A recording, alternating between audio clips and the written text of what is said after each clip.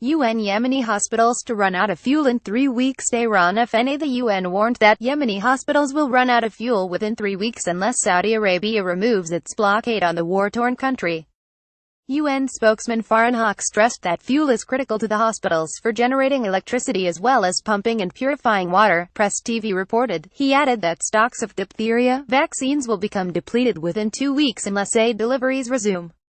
Meanwhile, the UN Office for the Coordination of Humanitarian Affairs OCHA has announced that prices have soared in the Yemeni capital, Sana'a, since the Saudis tightened their blockade.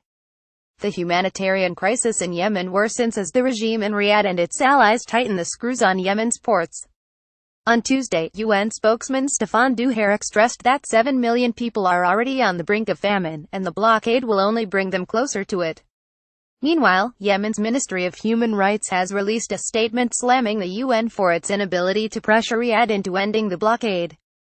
A Yemeni man stands next to a navigation station at Sana'a International Airport that was destroyed in Saudi airstrikes on the Yemeni capital on November 15, 2017. It added that the UN's inaction amounts to a green light for the Saudis to continue with attacks on Yemen and violate international law.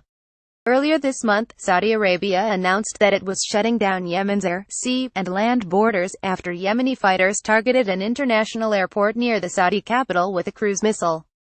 Thousands of people have been killed since the onset of the campaign more than 2.5 years ago. Much of the Arabian Peninsula country's infrastructure, including hospitals, schools and factories, has been reduced to rubble due to the war. Another 2,100 people have died of cholera since April as hospitals struggle to secure basic supplies across the country.